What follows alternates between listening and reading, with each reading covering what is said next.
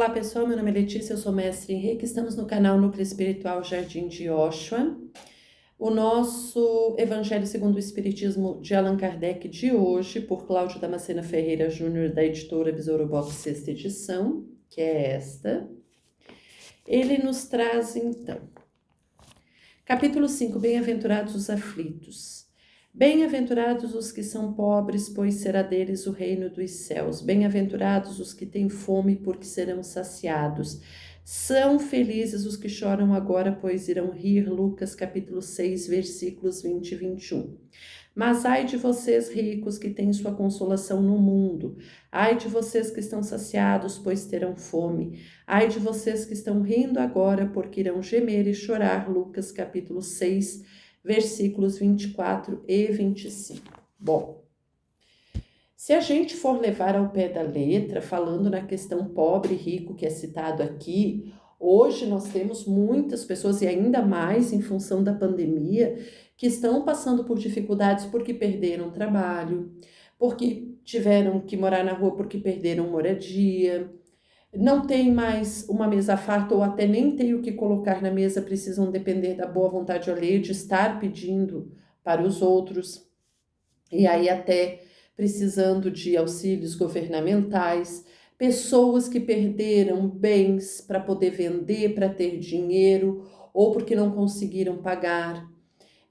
Pessoas que estão aflitas porque não sabem o que vai ser da sua vida, porque às vezes um só mantém um emprego e não consegue sustentar todo mundo.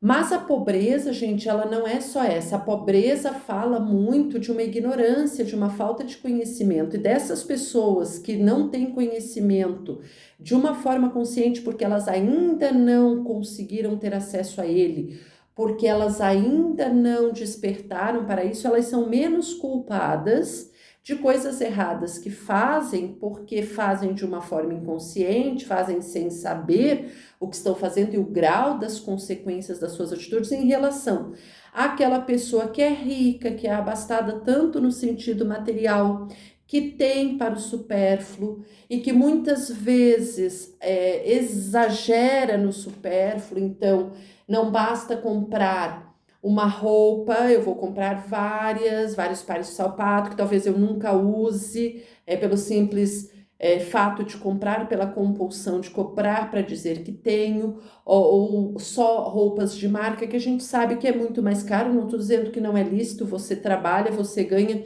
você pode, porém a gente sabe que entre muitas vezes uma roupa de marca e uma roupa que não tem uma marca definida, o preço às vezes é 10, 8, 5 vezes menor. Então a gente se pergunta, será que sempre precisa ser assim, vez que outra, uma roupa que você goste muito, até pela qualidade, vá lá. Agora você fazer isso e ostentar isso, viver como se só isso fosse importante, sabendo que você não vai levar isso, portanto tendo uma clareza, um esclarecimento consciente de que você não leva nada disso, que são bens terrenos, e ainda ver pessoas passando fome, ver pessoas passando necessidade, podendo muitas vezes oferecer uma vaga de emprego para alguém, podendo muitas vezes oferecer uma cesta básica para alguém, podendo muitas vezes ser bom com o outro, tratar o outro com gentileza e usar o teu cargo ou a tua condição financeira ou os teus bens materiais, a tua posição, para você ser maior que os outros, se sentindo melhor que os outros, acima dos outros, podendo inclusive muitas vezes humilhar os outros, esses sim serão de alguma forma penalizados, porque você tem, e tanto a prova de pobreza, de não ter, de ignorância, de não ter conhecimento, é uma prova para que você vá buscar isso, para que você seja persistente na tua luta, mas também a riqueza, e tanto a riqueza física quanto a riqueza mental, ela também e espiritual, ela também é prova, porque aquele que muito é dado, muito será cobrado. Então, quanto mais eu sei, quanto mais eu conheço da realidade, quanto mais eu tenho, mais eu vou ser cobrado do que eu fiz com esses talentos que eu recebi. Claro que me é lícito, mas é também uma prova, até que ponto eu consigo ser empático, até que ponto eu consigo ser resiliente, até que ponto eu consigo ser humilde, até que ponto eu consigo olhar para a dor do outro e não ser conivente em manter essa dor. Muito pelo contrário, auxiliar esse indivíduo para que ele amenize as suas dores, os seus sofrimentos, os seus problemas, de forma a ter uma vida um pouco mais agradável, um pouco menos ansiosa, um pouco menos angustiada. Então, quando o Evangelho fala da questão de você ser rico, não é só ser rico materialmente, mas é todo o conhecimento que você tem, é todo o conhecimento espiritual, inclusive de já saber a diferença entre o certo e errado e continuar fazendo errado, porque afinal de contas os outros não sabem. E aí alguém pode questionar, mas eu fui atrás, eu procurei. Sim, você teve oportunidades.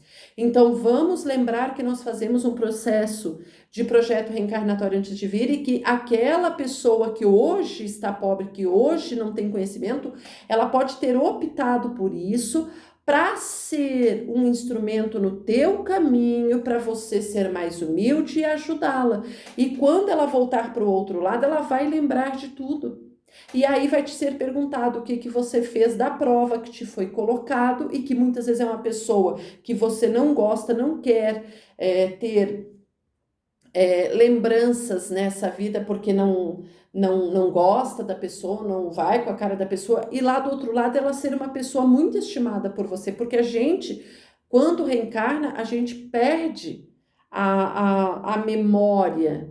A gente vai recuperar essa memória aos poucos, conforme a gente vai aprendendo, conhecendo, que a gente vai recuperando algumas coisas de habilidades que a gente muitas vezes nem sabe de onde que veio. Eu só sei que agora eu sei fazer isso. Não é, você já traz de outras vidas. Então é muito importante a gente repensar por que as pessoas estão no nosso caminho, por que as situações que estão no nosso caminho estão ali. Por que nós estamos em determinado lugar, vivendo determinada profissão?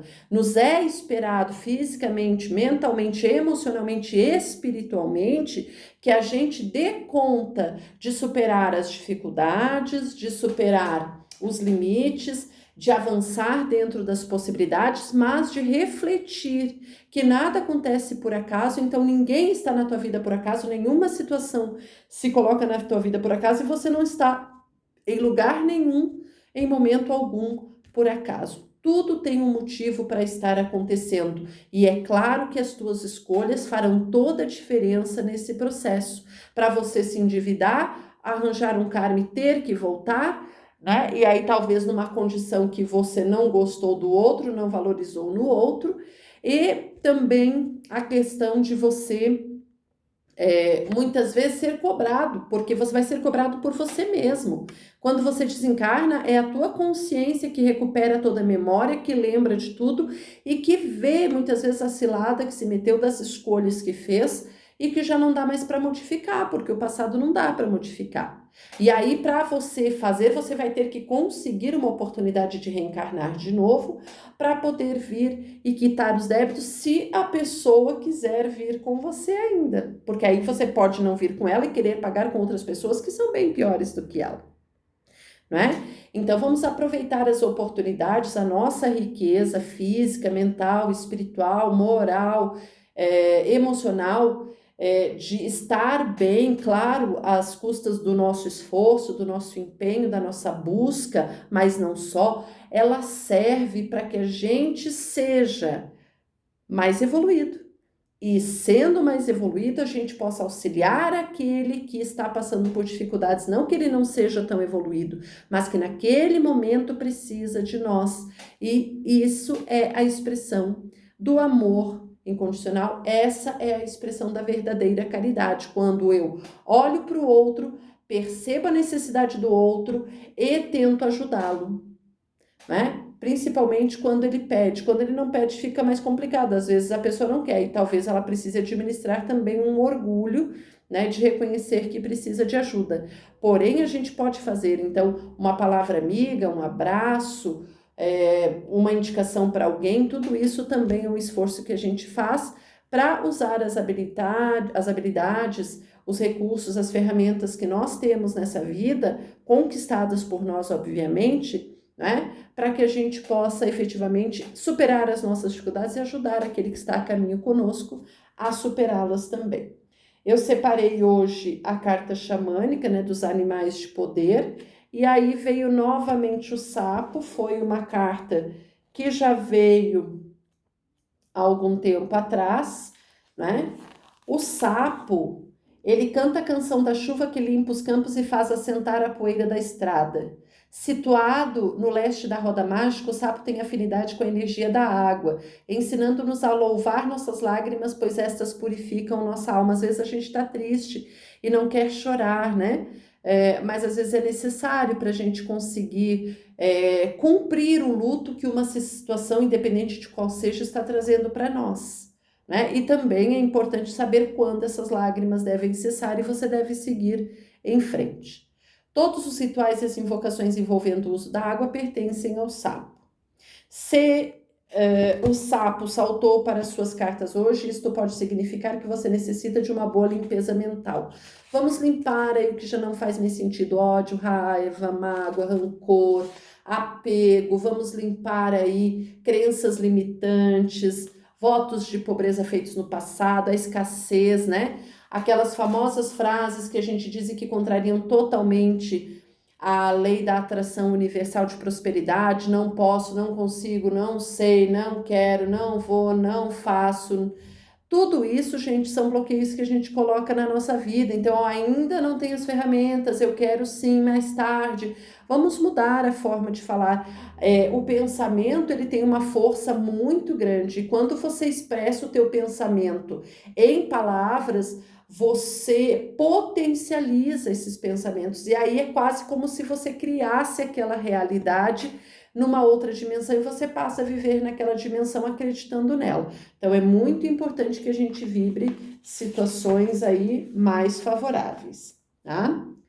Nas práticas xamanísticas dos maias e dos astecas, o xamã costumava encher sua boca de água, cuspindo-a então sobre determinados pontos do corpo do paciente, para expulsar assim a energia negativa neles concentrada.